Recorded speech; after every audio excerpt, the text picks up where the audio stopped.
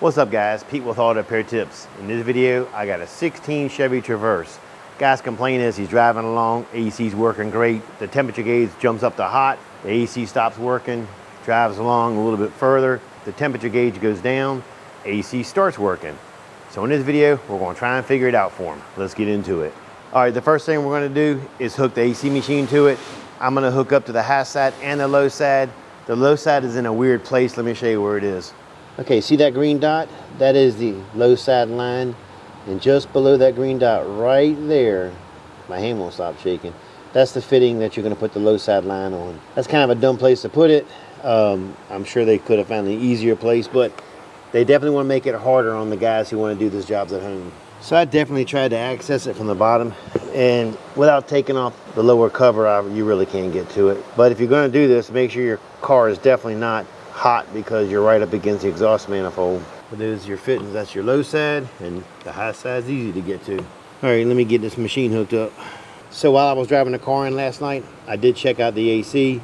It was blowing cold. I parked it here. We let it sit overnight, and we're gonna start fresh today. When I get in this car, it's gonna be ice cold. First time we started it, I'm gonna crank it up. I'm gonna turn the AC on, make sure the fans work properly. It's got good cooling in it. And looking right here, we do have some in the reservoir, so I don't think it's gonna be low on fluid. I got a funny feeling maybe the fans are cutting off and it's causing the temperature gauge to raise up a little bit, is why the AC is not working. But there again, like I said, after I get this line hooked up, we'll see if it's got plenty of Freon in it or not. As soon as I hooked up the low side, I could hear the Freon go straight to the machine. I knew we had plenty of pressure. That's sitting at about 85, which is probably about normal for this. All right, I'm gonna start it up. You guys keep your eye on the gauges and let me know what it does.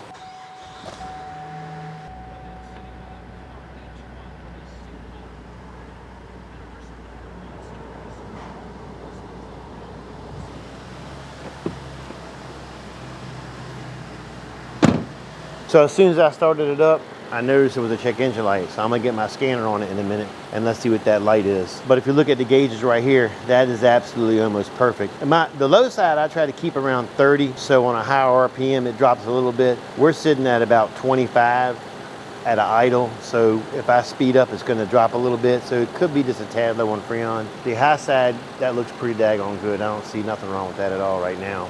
Especially sitting still, and it's not super hot out right now. So I got a thermometer in the car. I've only been on this car about, I don't know, less than 10 minutes, and it is blowing about 40 degrees. So that is not bad at all. There's the check engine light I was telling you about. Let me get the scanner hooked up. So for about 30 minutes now, the screen has looked just like this. Nothing has moved. So I got inside the car and revved it up. As soon as I did, the temperature sensor dropped down to like a negative 32. And if you look right there, look where it pegged down to, went all the way down to 160, like it's ice cold. And that's when he said that the AC, and it is actually starting to raise. The temperature is starting to raise. But watch this when I rev up the engine. Let's see if it does it again.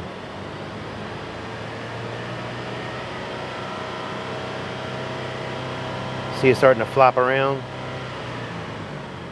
We're just gonna have a bad coolant temp sensor, and the AC is not blowing cold. I guarantee if I cut the car off and start it back up, let's watch the readings, see what happens.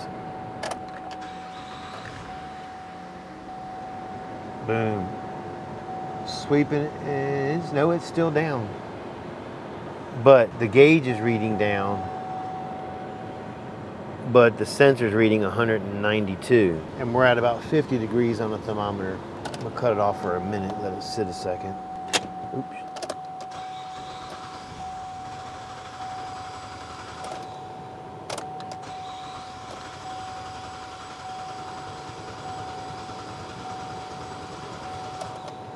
Oh, now it don't even want to hardly start. I could smell it dumping fuel because it's reading negative 30 degrees. And it was just dumping fuel. But now look, now the temperature gauge is normal again. All right, we're going with a coolant temp sensor. I am definitely calling it. So to get to your coolant temp sensor, this shield right here covers it. You lift that shield off it, and the sensor is located right, right there, right where that green dot is. And that is the That's the cylinder head that is closest to the radiator. All right, I got the new sensor in. I went with GM. It was only like $35, $40. And the PIDs I'm looking at is the engine coolant temp sensor, some references on 5 volts, the AC disable one. I'm looking at the cooling fan and the clutch circuit, making sure certain things are working. We're sitting at 168 degrees.